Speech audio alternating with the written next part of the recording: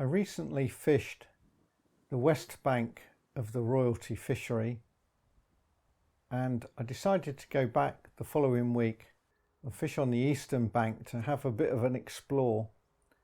And what happened was quite surprising. I decided to have a little dabble in a backwater that's known as the Clockhouse Stream. It's a funny shaped backwater, seems reasonably deep, lots of weed, lilies and so on, and it's fed by a stream up at Wintle. It was windy, very windy, and I could see a few little rudd. I had a bit of bread, a bit of liquidized bread to feed in, and I set up a little drinking straw float with 3 number 1 shot lock in it and a number 8 down the line with a size 16 hook, and just a little bit of bread punch on there. And it wasn't very long before I started to get some small rudd, and I quickly had 4 or 5, but no size to them at all. And when I packed up, I threw the bit of bread into the lilies and some bigger rudd turned up, so there's obviously some better fish in there. The intention all along was to switch to a swim on the river not too far away and go back upstream a little bit, and I'd set up my stick float rod with that in mind. So I was really not tackled up for waggler fishing, but I'd got my Allerton stick float rod, I'd got this little waggler on the line, and the idea was go back, find a swim on the river and change it over to a stick float. Now the tide was holding up the river a bit, very steady, and there was a nice glide there going down to quite a lot of weed beds, some weed on the inside, weed on the far side, and then weed further downstream right across the river. And I looked at it and I thought, with the wind off my back and it was quite windy, maybe that what I could do was to try the waggler to start with, even though it was very, very light. I didn't expect it to be especially deep. I'd fished not that far downstream the week before, and it was around about 4 foot deep.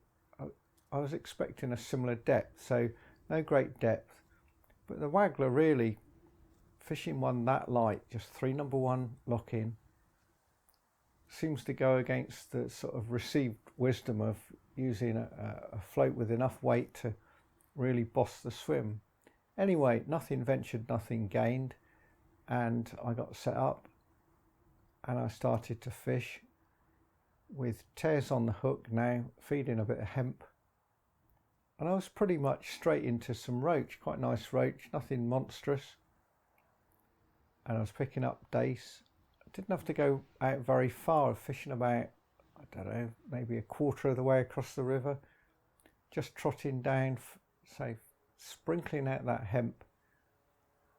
And it was apparent that despite the way that this was rigged, it went down the swim very well. It didn't get blown off course.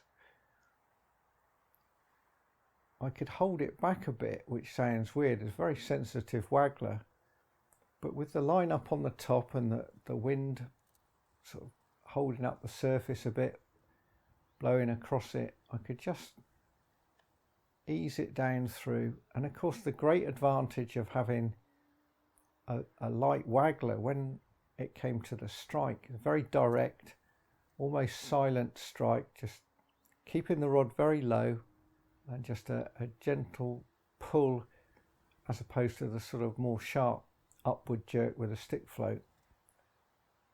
And the roach fed really well. At first, like I say, I was fishing about a quarter of the way across, and I started to drop a little bit of hemp right just over the weed, so it's even closer, almost under the rod tip. And I found some more roach there, which was nice for a little while. Picked up a silver bream there, quite a few small dace, 1 or 2 bleak that took the tail, which you don't expect to get bleak. And then I started to feed across the river, fishing about 2/3 of the way across, just short of the far side weeds. and picked up a steady stream of fish there. So the fish were all over the swim in little shoals, and by moving around I could keep them coming.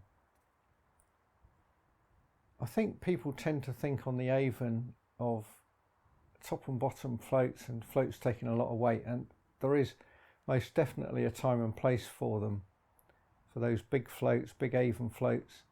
When you get up to Wintle on some of the deep bits there where you're looking at 12 foot of water, and when it starts to move much more smartly in the winter, when the flows come, you need the big floats to get the bait down and to control and slow down that bait properly. But in summer flows, when this year's been low flows from the droughts we've had, then look at the swims, think about fishing a Waggler, and it can really work. I've fished the Waggler many times on the Avon, and I'll be honest, I don't see many other people fishing a Waggler anywhere on rivers, certainly not on the Avon. But you get that different presentation, that light shotting down the line. I had one number 8, I could have made it 2 or 3 number 10s or 2 or 3 number 8s. And like I say, very enjoyable way to fish in quite windy conditions.